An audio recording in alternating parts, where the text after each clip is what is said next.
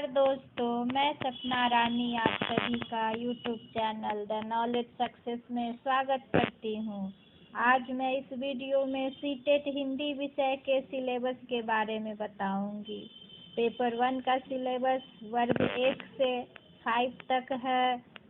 जैसा कि आप लोग जानते होंगे, सीटेट में 2 पेपर होते हैं, पेपर 1 और पेपर 2। पेपर 1 में कक्षा 1 से 5 तक के बच्चों जिनकी आयु 6 साल से 11 साल तक होती है, उनके मानसिक आयु स्तर को समझने हेतु एक शिक्षक को अध्ययन करना होता है।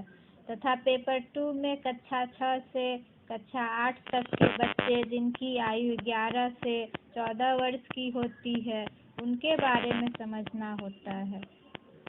तो आइए दोस्तों, अब हम पेपर 1 के बारे में सर्वप्रथम देखते हैं।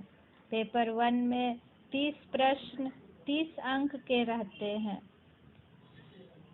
तथा भाषा बोधगम्यता जिनका 15 प्रश्न 15 अंक का रहता है।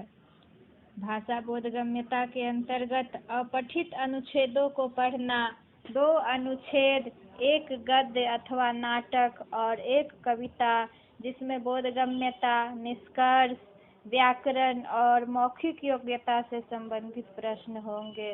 गद्य अनुच्छेद साहित्यिक, वैज्ञानिक, वर्णनात्मक अथवा तर्कमूलक हो सकता है।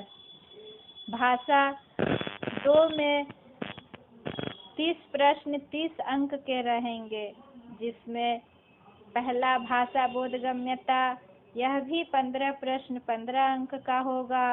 2 अनदेखे गद्य अनुच्छेद, तर्कमूलक अथवा साहित्यिक अथवा वर्णनात्मक अथवा वैज्ञानिक, जिनमें बोधगम्यता, निष्कर्ष, व्याकरण और मौखिक योग्यता से संबंधित प्रश्न होंगे।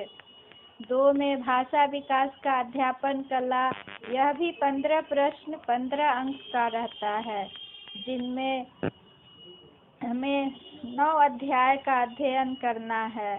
तो पहला अध्याय के अंतर्गत हम भाषा अधिगम और अर्जन के बारे में जानकारी प्राप्त करेंगे।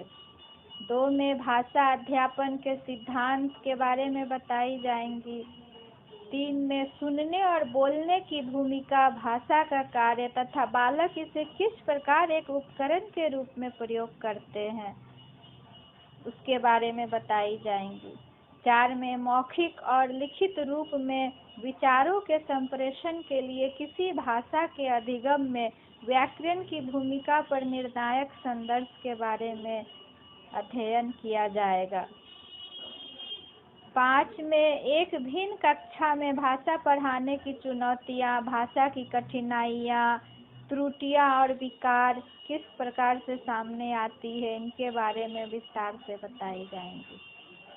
6 में भाषा कौशल के बारे में बताई जाएंगी, जिससे हम यह देखते हैं कि एक शिक्षक के अंतर्गत भाषा कौशल बहुत ही महत्वपूर्ण होती है, जिससे बच्चे प्रभावित हों। 7 में भाषा बोधगम्यता और प्रवीणता का मूल्यांकन करना, जिनमें बोलना, सुनना, पढ़ना और लिखना होता है।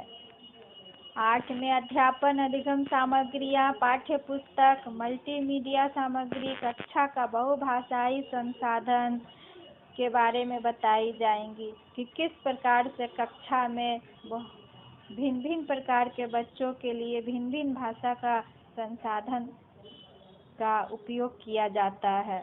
9 में उपचारात्मक अध्यापन के बारे में बताई जाएंगी कि किस तरह से हम उपचारात्मक अध्यापन कर सकते हैं। इस तरह हमारा वीडियो यदि आपको अच्छा लगा हो तो प्लीज़ लाइक और सब्सक्राइब करें, और देखने के लिए धन्यवाद।